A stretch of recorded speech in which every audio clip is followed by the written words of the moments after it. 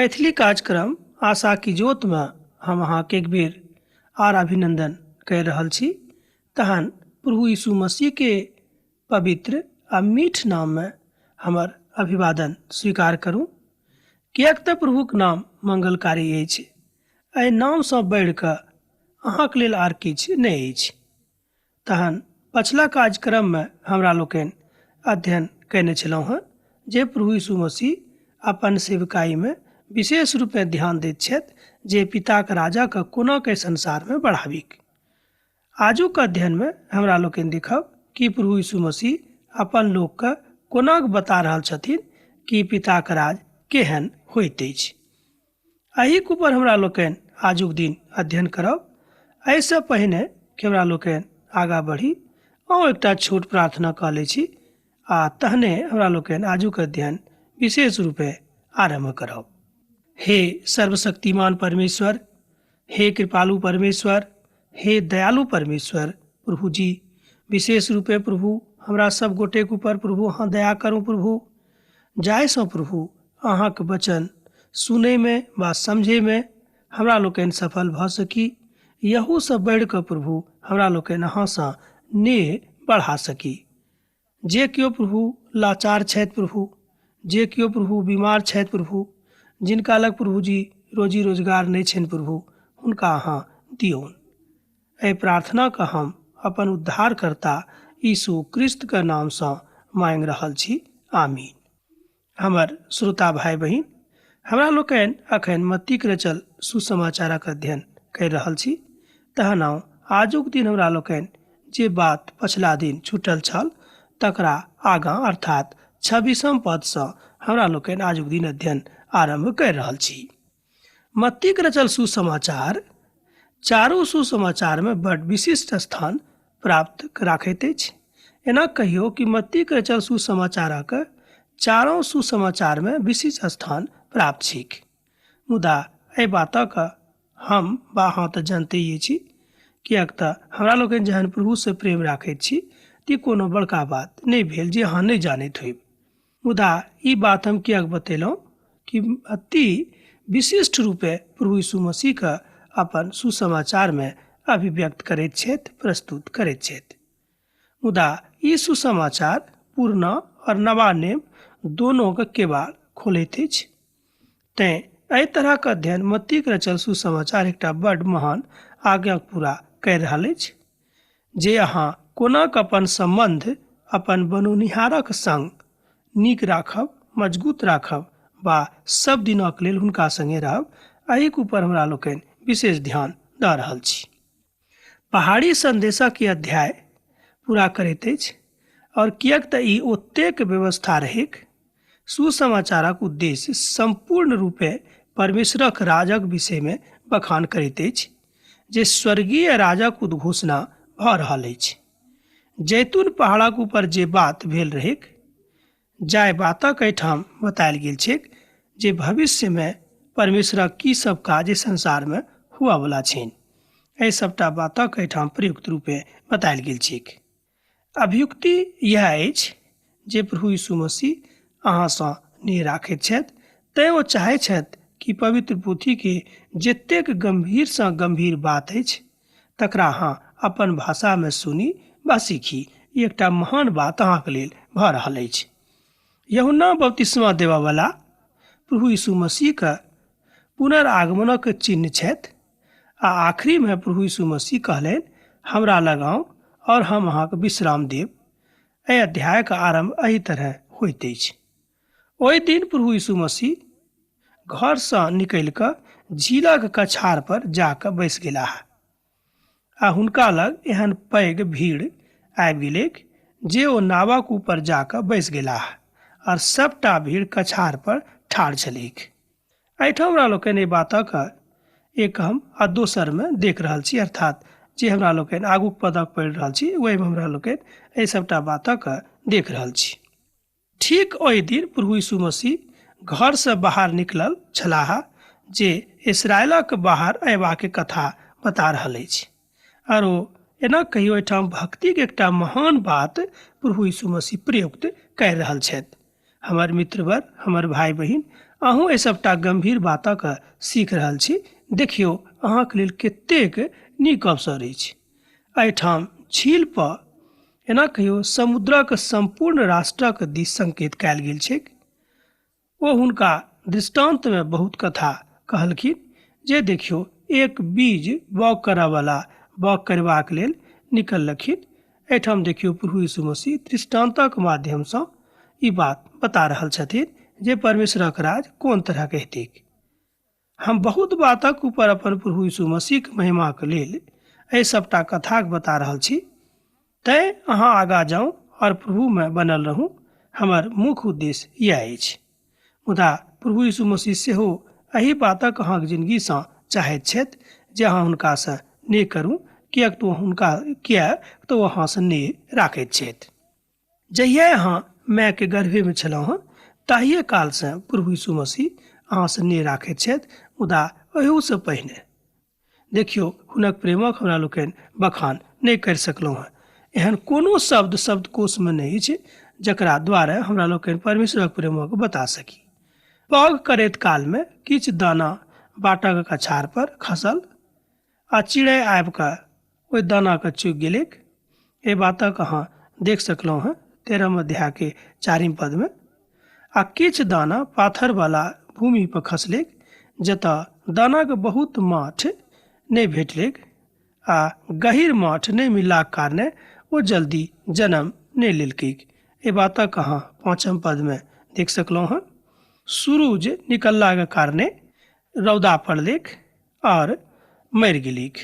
एहि बातक अहाँ 6 पद में देख सकलहुँ हँ। जँ अहाँके लग पवित्र पोथी अछि तऽ हमरा संगे अहूँ खोलि कऽ एहि बातक पढ़ि सकलहुँ हँ। आ किछु दाना झाड़ी में खसलैक आ झाड़ी के कारणे ओ नीकसँ नहि बढ़लैक आ झाड़ी हुनका दबा देलकैक। अर्थात दानक प्रभु यीशु मसीह अपन स्वर्गीय पिताक राजक बखान सामान्य बातक रूपे एहिठाम बता रहल छथि कि जाहिसँ अहूँ एहि बातक बुझि सकलहुँ हँ।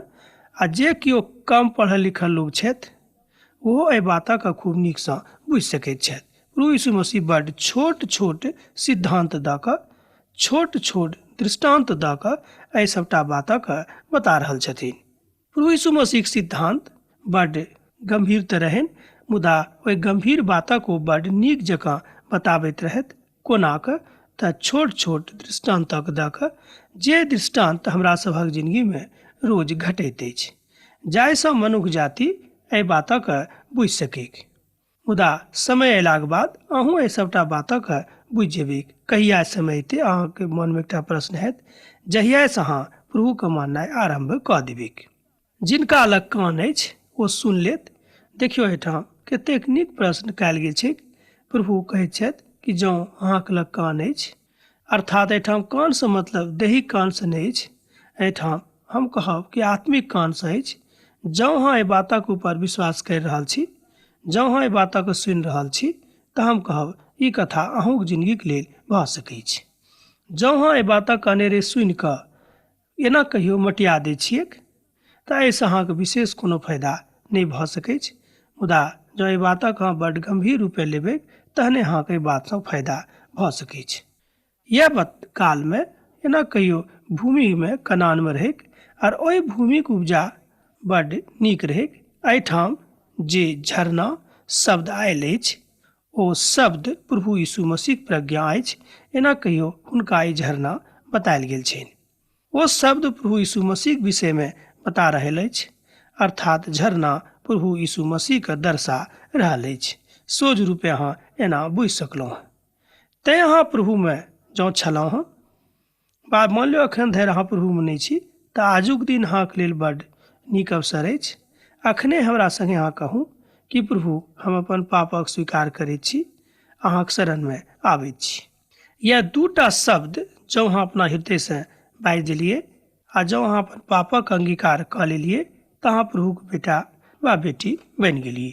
एहिमे कोनो दू मत नहि थिक। पाकल फसल तऽ बहुत अछि, मुदा मजूर बड्ड कम अछि। तैँ खेतक मालिकसँ प्रार्थना करू, कारणे खेतक स्वामीक बिनु तऽ कटनी संभव नहि अछि। एहिठाम प्रभु यीशु मसीह कहैत छथि कि जँ अहाँ अपन हृदयके परमेश्वरक लगमे दऽ देबै, जँ अहाँ अपना देही के परमेश्वरक शरण में दऽ देबनि तहने अहाँ पवित्र काज कऽ सकलहुँ हँ। आ मान लियौ जँ नहि देबै तऽ ई काज संभव नहि थिक। एहि बातक सत्यापनक लेल अहाँ मत्ती के रचल सुसमाचार तकर 9 अध्याय के 38 पद में देख सकलहुँ हँ वा पढ़ि सकलहुँ हँ। एहिठाम प्रभु यीशु मसीह हरायल भेड़ा के दृष्टान्तक बता रहल छथि। ऊपर विचार कर सकलहुँ हँ कि जे किओ राजाक वचन सुनि कऽ बुझैत छथि, जे किछु हुनका मोनमे बौक कयल गेलनि तकरा आबि कऽ ओ ठीक करैत छथि, तहने अहाँ एहि बातक बुझि सकलहुँ हँ। एहि बातक सत्यापनक लेल अहाँ 19 पद के पढ़ि सकलहुँ हँ। हमर मित्रवर, हमर भाई बहिन, किएक हमरा लोकनि एहि सभटा बातक अहाँके बता रहल छी। ई नहि कि हम एना कहियो पघारि रहल छी जे हम खूब विद्वान मनुष्य छी, से बात नहि। ई बात एहि दुआरे बता रहल छी किएक तऽ हम प्रभुमे विनीत छी, प्रभुमे हम दीन छी। हम चाहै छी अहूँ विनीत आ दीन बनि कऽ, विनम्र बनि कऽ प्रभुमे जँ एहि सभटा बातक सिखबै तऽ अहाँके जिन्दगीके लेल बड्ड फायदा होइत। यह बात जे मुख्य आधार अछि तकरा हम बता रहल छी। जँ अहाँके हृदयमे प्रभुके लेल आदर अछि, जँ अहाँके हृदयमे प्रभु यीशु मसीहके लेल महान आदर अछि, तहने अहाँ अपन पड़ोसीके, अपन भाइके प्रेम राखि सकलहुँ हँ, बात करि सकलहुँ हँ। आ जँ नहि अछि तऽ ई बात कहियो अहाँसँ नहि हैत। किएक तऽ संसारमे रहलाके कारणे हमरा लोकनि कहियो कहियो एहि सभटा बातमे बड्ड उदास भऽ जाइत छी। कलीसियाके बढ़ोतरीके लेल, कलीसियाके उन्नतिके लेल सेहो प्रार्थना बड्ड जरूरी थिक। एकटा विश्वासीके लेल ई महान बात अछि कि अहाँ अपन कलीसियाके बढ़ोतरीके लेल रोज प्रार्थना करैत रहैत छी। अब एहि बातक अहाँ अपना हृदयके ऊपर हाथ राखि कऽ देखियौ कि अहाँ कलीसियाके बढ़ोतरीके लेल रोज प्रार्थना करैत छी या नहि। ई तऽ हम अहाँसँ नहि कहब, किएक तऽ पवित्र पोथीमे लिखल गेल छै कि दोख नहि लगाओ, नहि तऽ अहूँके ऊपर दोख लगाओल जायत। जेना हमरा लोकनि 7 अध्यायमे एहि बातक अध्ययन कयने छलहुँ। आशीष प्राप्त कयने छथि कारणे जे पवित्र पोथीके ऊपर विश्वास करैत छथि, हुनका जीवनमे एहना कहियो हुनक जिंदगी आशीषमय भऽ जेतनि। ई बात प्रभु यीशु मसीह बड्ड नीक जकाँ एहिठाम बता रहल छथि। मुदा स्वयंमे जोड़ने रखबाक कारणे ओ कनेक दिनक लेल छथि, मुदा जहन वचनक कारणे क्लेश आ उपद्रव होइत अछि तऽ ओ तुरंत ठोकर खाइत छथि।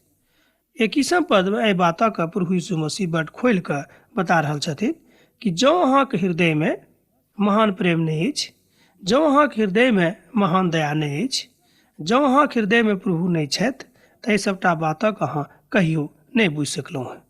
तहन प्रभुक दयालुता आ कृपालुता अहींके लेल अछि। जँ अहाँ प्रभुमे रहब तऽ पायब, आ जँ अहाँ प्रभुमे नहि रहब तऽ नहि पायब। बड्ड सोझ उत्तर थिक। बड्ड सोझ उत्तर एहि दुआरे हम अहाँके दऽ रहल छी किएक तऽ एम्हर ओम्हर घुरा कऽ नहि बता रहल छी। पवित्र पोथीमे लिखल गेल अछि कि जे बात सत्यक अछि तकरा अहाँ कहबै कि सत्यक थिक, आ जे बात सत्यक नहि अछि तकरा अहाँ कहबै कि ई बात सत्यक नहि थिक। भऽ सकै छै कि एहिके बाद अहाँके कनिक घाटो भऽ सकै छै, मुदा घाटा अहाँ सहि लिअ, मुदा सत्यक संगे रहू, असत्यक साथ कहियो समझौता नहि करियौ। ई बात बड्ड स्पष्ट जकाँ पवित्र पोथीमे बतायल गेल छैक। जाहि दानाक झाड़ीमे बौग कयल गेलैक ओ छथि जे वचनक सुनैत छथि, मुदा एहि संसारक चिन्ता आ धनक धोखाक वचनक दबा दैत अछि आ ओ फल नहि आनैत अछि। एहिठाम प्रभु यीशु मसीह बड्ड सोझ बता रहल छथिन कि जँ अहाँ परमेश्वरक वचनक साथ छी तऽ एहि बातक अहाँ बुझि सकलहुँ हँ, आ जँ अहाँ परमेश्वरक वचनक साथ नहि छी तऽ अहाँ एहि सभटा बातक नहि बुझि सकलहुँ हँ। प्रभुके इच्छा छनि जे अहाँ एहि सभटा बातक बुझी आ समझी, तहने अहाँ प्रभुक प्रेमक बुझि सकलहुँ हँ। नहि तऽ वएह दानाक जकाँ अहाँ भऽ जायब जे झाड़ीमे खसलैक, मुदा झाड़ीके गहराइके कारणे, झाड़ीके घनिष्ठताके कारणे ओ नहि बढ़लैक, किएक तऽ झाड़ी ओतऽ बड्ड घनघोर रहैक। मुदा जँ अहूँके जिन्दगीमे कोनो बातक घनघोर अछि तऽ अहूँ परमेश्वरक वचनमे आगाँ विशेष दिन नहि बढ़ि सकलहुँ हँ, ओहि बातक लागू नहि करि सकलहुँ हँ। ई बात विशेष रूपे हम कलीसियाके भाई बहिनीके लेल बाजि रहल छी। प्रभु यीशु मसीहके लेल ई कथा बड्ड कठिन आ कष्टकारक छनि, एहि बातसँ प्रभु यीशु मसीह बड़ तकलीफमे रहैत छथि कि कलीसियोक लोक अपन कलीसियाक लेल प्रार्थना नहि करैत छथि। मुदा जाहि दानक नीक भूमिमे बाग कयल गेलैक ओ अछि जे ओ वचनक सुनि कऽ बुझैत छथि आ फल सेहो आनैत छथि, केओ 100 गुना, केओ 60 गुना आ केओ 30 गुना। एहि बातक अहाँ 23 पदमे पढ़ि सकलहुँ हँ। अर्थात प्रभु चाहैत छथि कहाँ अपन जन्मक जे प्रभु यीशु मसीहमे लेलहुँ हँ तकरा अहाँ सवारथ करू, तकरा अहाँ कारत करू आ कारथे अहाँ अपन जन्मक ने गमा दियौ, किएक तऽ अहाँ प्रभु यीशु मसीहमे जन्म लऽ चुकल छी। यहू बातक ऊपर हमरा लोकनि बड्ड गंभीर अध्ययनमे देख रहल छी। तैँ प्रभुक जकाँ अहूँ बनू, अर्थात प्रभु यीशु मसीह जकाँ जँ अहाँ बनल रहब तऽ प्रभु यीशु मसीहक स्वभाव, हुनक आचरण, हुनक प्रज्ञा आ हुनक चाल चलन सब किछु अहाँक जिन्दगीमे प्रयुक्त भऽ जायत। ओ हुनका और एकटा दृष्टांत देलनि जे स्वर्गक राज ओहि मनुखक समान अछि जे अपन खेतमे नीक दानाक बाग कयलथि। एहि पदक एक बेर आरो हमरा लोकनि पढ़ी। ओ हुनका और एकटा दृष्टांत देलनि जे स्वर्गक राज ओहि मनुखक समान अछि जे अपन खेतमे नीक दानाक बाग कयलथि। मान लियौ हमर भाई बहिन, अहाँक मोन प्रभुमे छथि। जेना हम शुरुएमे कहलहुँ कि जँ अहाँक मनक खजानामे खराब बात अछि, अपवित्र बात अछि, तऽ कहियो अहाँ नीक बातक ओतऽ नहि आनि सकलहुँ हँ। जँ अहाँ खजानामे सभटा नीक बात अछि तऽ निश्चित रूपे अहाँ आरो नीक बातक आनि कऽ अपन खजानाके भरि सकलहुँ हँ। परमेश्वरक राजक बढ़ोतरीक संबंधमे ओ बता रहल छथि जे जँ एकटा नीक किसान अहाँ छी तऽ बातक अहाँ नीक जकाँ बुझि सकलहुँ हँ कि कोन तरह हमरा लोकनि नीक भूमिके खोजि कऽ, नीक जमीनके खोजि कऽ ओहिमे बाग करी जाहिसँ खूब फल होइत, खूब उपजा होइत। एहि बातक अहाँ बुझि रहल छी। मुदा विशेष रूपे जे किसान छथि, हम किसान भाई बहिनके कहैत छियनि, ओ एहि बातक खूब नीक जकाँ बुझता है कि नीक जमीनके, नीक भूमिके कतेक महत्व होइत अछि। एहि बातक अहाँ खूब नीक जकाँ बुझि सकलहुँ हँ। यह नीक जमीन अछि प्रभु यीशु मसीहक वचन। जँ अहाँ एहि तरहक जिंदगी बिता रहल छी तऽ बुझियौ अहाँ प्रभुक संग चलि रहल छी। तहन कोनो डेराके बात नहि आ नहि एम्हर उम्हर जायके बात अछि। प्रभुमे अहाँ बनल रहू, तहने अहाँ एहि सभटा बातक खूब नीक जकाँ बुझि सकलहुँ हँ। अहाँ एकटा पदक हमरा लोकनि आरो देखी। मुदा जहन लोक सुति रहल छलाह तहन हुनक दुश्मन आबल आ गेहूँक मध्य जंगली बीजक बाग करि कऽ चलि गेलाह। एहि बातक अहाँ देख सकलहुँ हँ 25 पदमे। अहाँ एहि पदक एक बेर हमरा लोकनि आरो पढ़ी। मुदा जहन लोक सुति रहल छलाह तहन हुनक दुश्मन आबि गेल आ गेहूँक मध्य जंगली बीजक बाग करि कऽ चलि गेलाह।